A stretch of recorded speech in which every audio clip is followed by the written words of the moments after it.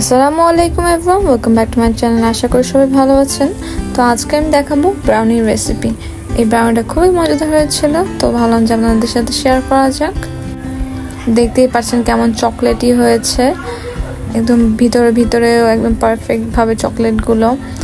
তো শুরু করা যাক। প্রথমে আমি আমার প্যানটাকে রেডি করে নিচ্ছি, একটু অয়েল দিয়ে দিলাম আর এখানে বাটার পেপার নিয়ে নিয়েছি। আমি ব্রাউনি বানানোর জন্য ব্লুবেলের যেই মিল্ক চকলেটটা আছে সেটা ইউজ করছি। আমি 200 গ্রামসের মতো ইউজ করেছি। তো এভাবে কুচি কুচি করে নিতে হবে চকলেটগুলোকে ভালোভাবে। এরপরে আমরা একটা প্যানের মধ্যে ডাবল বয়েল করে নেব আর চকলেটের মধ্যে একটু বাটার দিয়ে দেব। বেশিও কিন্তু লাগে না আমাদের চকলেটগুলো মেল্ট হতে। তো আমি এখানে একটা বোল নিয়ে নিয়েছি, এখানে আমি 2টা ডিম নিচ্ছি।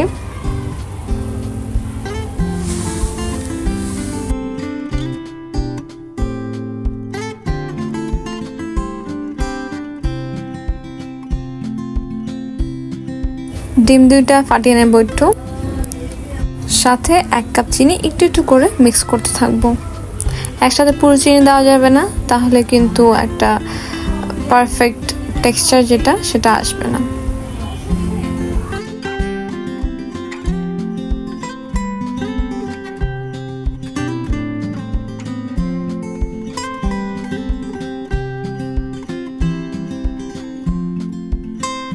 তো আমি 3 ধাপে আমার পুরো 1 কাপ চিনি দিয়ে দিলাম। এখানে 2টা ডিমের জন্য 1 কাপ চিনি। আর আপনারা যারা বেশি অথবা কম চিনি খেতে চান তারা কম বেশি করে নিতে পারেন।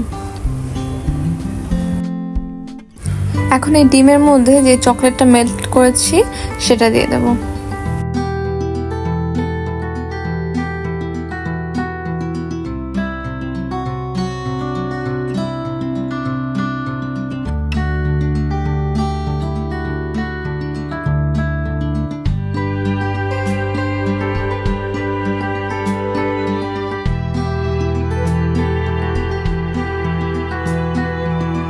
তারপর আবার ভালোভাবে মিক্স করে নেব। চকলেটটা যতক্ষণ ডিমের সাথে মিশছে ততক্ষণ মিক্স করতেই থাকবো।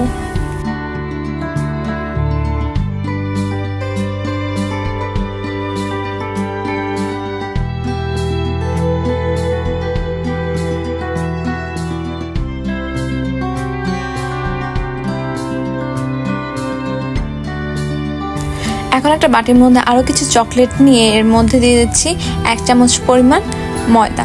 এরপরে চকলেটটার সাথে ভালোভাবে মিক্স করে নেব। চকলেট দেওয়ার কারণ হচ্ছে আরেকটু চকলেটি হওয়ার জন্য। তো এই উপাদানগুলো এখন আমি আমার যে লিকুইড পার্টটা ছিল সেটার মধ্যে মিক্স করে দেব। কিন্তু তার আগে এখানে দিয়ে দিচ্ছি 1 কাপ পরিমাণ ময়দা অথবা আটা, যেটা আপনারা প্রেফার করেন সেটা ইউজ করতে পারবেন। এরপরে আমরা মিক্স করে নেব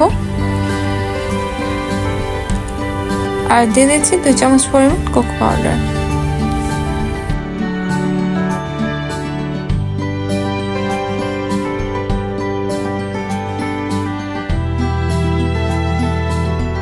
ভালোভাবে আটাটাকে মিক্স করতে হবে, না হলে কিন্তু শক্ত শক্ত থাকতে পারে।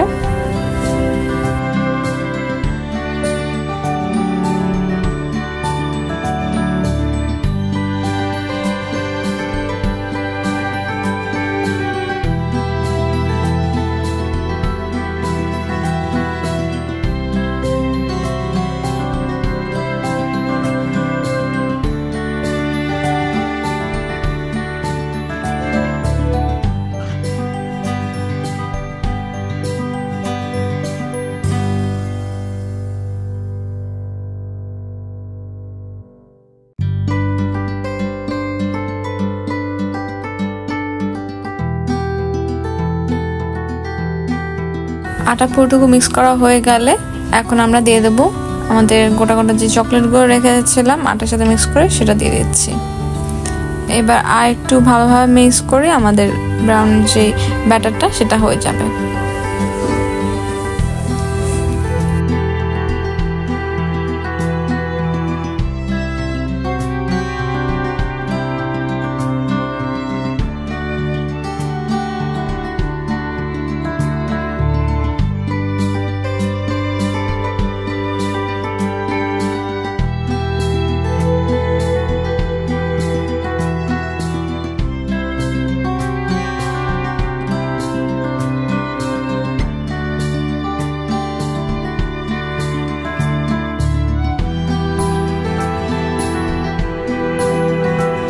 এই তো ব্যাটারটা একদম ভালোভাবে মিক্স করা হয়ে গিয়েছে। এখন আমরা আমাদের প্যানের মধ্যে দিয়ে দেব।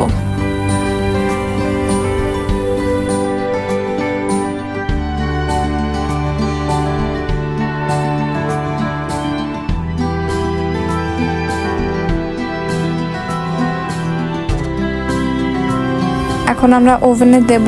তো ওভেনে দেওয়ার আগে প্রিহিট করে নেব 5 মিনিটের জন্য।